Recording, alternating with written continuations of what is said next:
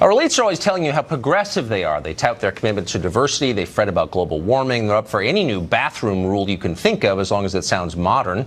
They're classic cool moms, basically, eager to show off their open minds.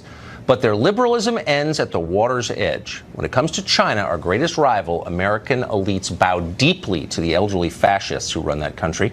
When the Chinese say jump, our ruling class has only one question: how high? Consider Gap, the proudly liberal clothing outfit.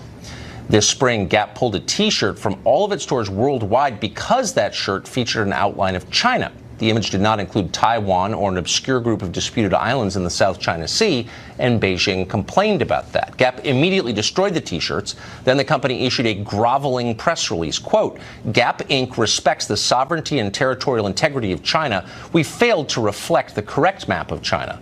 In other words, I'm sorry for being naughty, most honorable sir.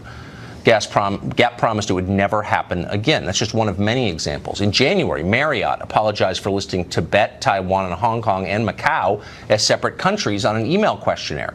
Then Marriott fired an employee who liked to tweet about it.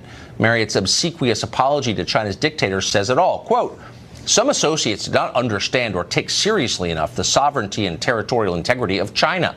Clearly written by the Chinese. Offending China is now a fireable offense in this country. American Express, Citibank, Goldman Sachs, they all agree. Those companies have all changed online content to eliminate suggestions that Taiwan and China are separate countries, even though, of course, they are separate countries. The Chinese insist American companies lie about that, and so they do. Hollywood's been doing it for years. The movie studios have been obedient to China's rulers probably for more than a decade. Ask Richard Gere. The actor, he says now he has trouble getting work because his views on Tibet offend Chinese officials. In 2016, the movie Doctor Strange, producers cast a white woman in the role of a Tibetan character. Why'd they do that? Doesn't sound like the diversity doctrine at work. It's not, but they did it anyway. Why? Well, the screenwriter explained that casting an ethnic Tibetan would make China mad, so they couldn't.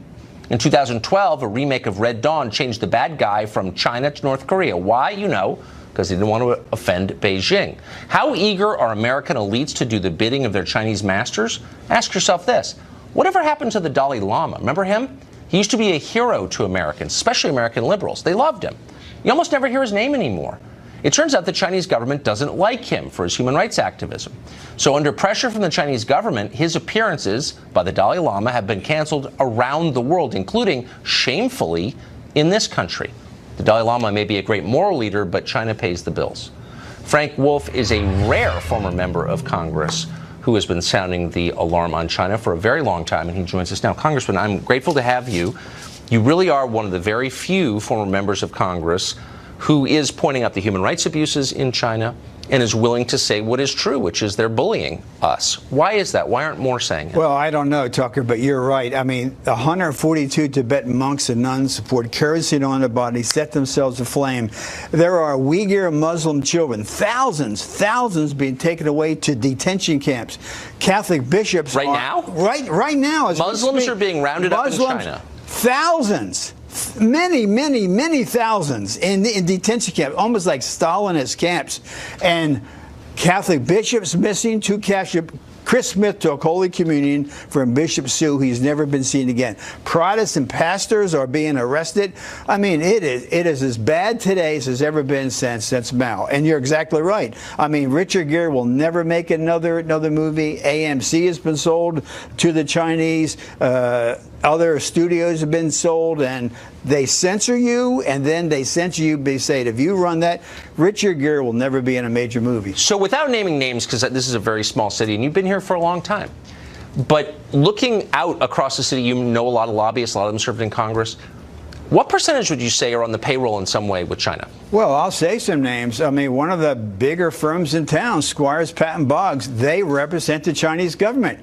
They also represent Bashir, the indicted war criminal from Sudan who's been indicted for genocide. So Squires, Patton Boggs, they represent them.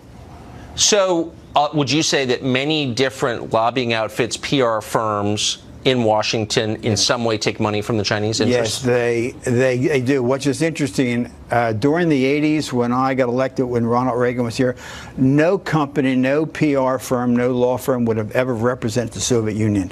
And now so many are representing China. I mean, for Squires, Patton Boggs to represent Bashir, the president of Sudan, who is an indicted war criminal for genocide, what took place in Darfur. So the standards in this town have totally changed. Do you think that that may be connected to the fact that you hear a lot about Russia, but you never hear anything about China's human rights abuses? Do you think they're connected? The human rights abuses and lack of religious freedom is worse today in China than it's been since the days of Mao. And don't forget, President Xi has now appointed himself president for life. It is terrible. That's why I can't understand the very fact that thousands of Muslim kids are being taken away. I had a Muslim woman come by my office about 2 months ago. 35 of her grandchildren have been taken and put in these detention camps. I urge you to Google when this show's over. I'm going to. We're doing you just shocking. Convinced me. Next week, we're going to do a segment on Chinese human rights abuses, and you would think that American liberals would care, but they don't. You do, and I appreciate it. Congressman, thank you for coming on. Thank you, Tucker. Great to see you.